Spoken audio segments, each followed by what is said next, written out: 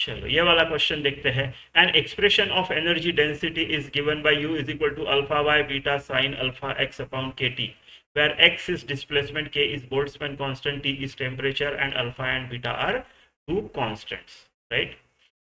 अपने को पूछा है डायमेंशंस ऑफ बीटा बताओ, बीटा का डायमेंशन बताओ। ठीक है, देखो इसका मेन फंडा ये है कि साइन के अंदर जो है आर्ग्यूमेंट वो डायमेंशन लेस होती है, और पूरा का पूरा ये साइन भी डायमेंशन लेस होता है, राइट? ये भी डायमेंशन लेस है, ये और ये भी पूरा डायमेंशन लेस है। साइन हो गया, लॉग हो गया, एक्सपोनेंट हो गया, ये पूरे के पूरे फंक्शंस और एज वेल एज उनके अंदर के आर्ग्यूमेंट्स डायमेंशन लेस होते हैं। तो इसका मतलब मेरा अल्फा एक्स बाय के टी इस चीज़ का कोई डायमेंशन नहीं है, वन वन। ठीक है, और इतना ही नहीं, मेरा u का डायमेंशन और अल्फा बाय बीटा का डायमेंशन सेम आएगा, क्योंकि ये पूरा का पूरा साइन डायमेंशन लेस है, राइट? बस इन दोनों को लेके मेरे को निकालना है बीटा का डायमेंशन। तो अल्फा एक्स के टी का डायमेंशन क्या आएगा? टी क्या है? टी टेम्परेचर है, टी टेम्परेचर है, राइट? तो ये बोल्ट्जमैन कांस्टेंट है, तो आपको पता है, राइट? एनर्जी जो होती है वो बोल्ट्जमैन कांस्टेंट इनटू टेम्परेचर के इसकी होती है, राइट? अलग अलग मोनो एटॉमिक डायटोमिक के लिए 3/2 5/2 केबीटी, बट केबीटी का रेंज का होता है, केबीटी के ऑर्डर की होती है, राइट? किसी भी चीज़ का टेम्परेचर इतने से बढ़ाओ उसकी एनर्जी इतने से बढ़ती है, किसको भी एनर्जी इतनी दो उसका बोल्ट्जमैन कांस्टेंट के हिसाब से उसका टेम्परेचर इतना से बढ़ेगा, right?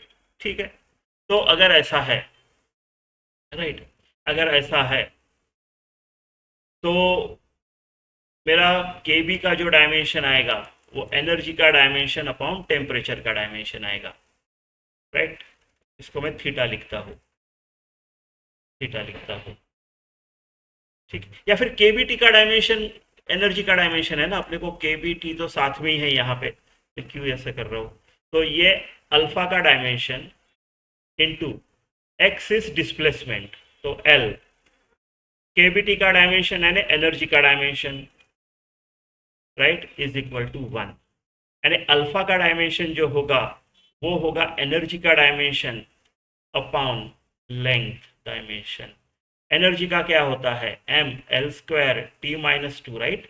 Force into distance, work done, energy same same. यानी अल्फा का डायमेंशन आ गया M L T minus two, ये आ गया मेरा अल्फा का डायमेंशन, राइट? बीटा का डायमेंशन क्या आएगा? एनर्जी डेंसिटी अल्फा का डायमेंशन अपॉन अल्फा का डायमेंशन अपॉन एनर्जी डेंसिटी का डायमेंशन, बस इससे बीटा हो जाना चाहिए सॉल्व। अल्फा अपॉन एनर्जी का energy per unit volume, energy density, right? तो बीटा जो है वो क्या आएगा?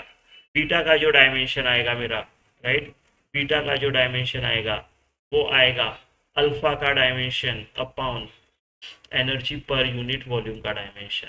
मेरा अल्फा का डायमेंशन है M L T minus two, right? ये है मेरा अल्फा का डायमेंशन।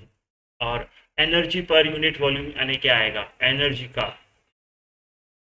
ये एनर्जी का हो गया, और पर यूनिट वॉल्यूम यानी एल क्यूब हो गया। तो ठीक है, ये एम गया, एम गया, ये एक एल बचा यहाँ पे, राइट? और ये भी गया, ये भी गया, राइट?